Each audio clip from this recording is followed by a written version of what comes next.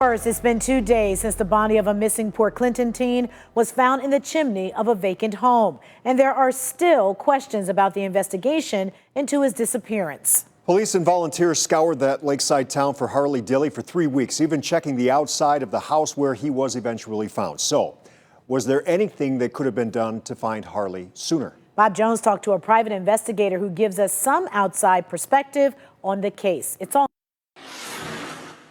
Who would ever think to look in a chimney for a body? Tim Dimoff, a private investigator, national security expert, and former police officer, was not involved in the investigation of Harley Dilly's disappearance. But Dimoff followed developments from Port Clinton closely. This was one of the largest, most comprehensive and detailed community efforts that I've ever experienced or saw taking place. Harley's body found steps from his home inside an unoccupied house. Investigators believe the teen climbed an antenna tower and got trapped in a chimney.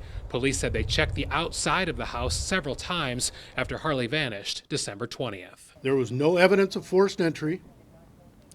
The house's windows were locked and the doors were secured, and a lockbox on the rear door. Dimoff believes police followed proper protocols in a missing persons case by gridding the area, spreading out the search, and repeating.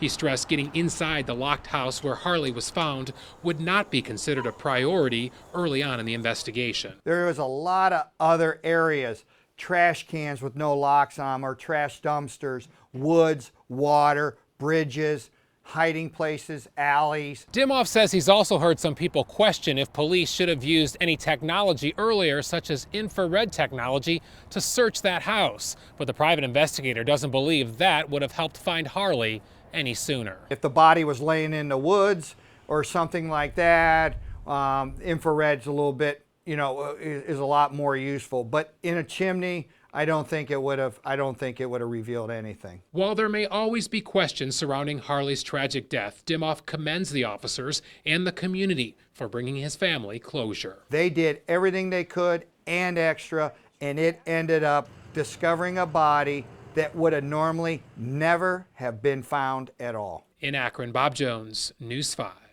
The community really came together in hopes of bringing Harley home safe. The reward for information nearly reached $20,000. Fisherman's Wharf, which raised money from the community to contribute, says the donations made through them will now help cover funeral expenses.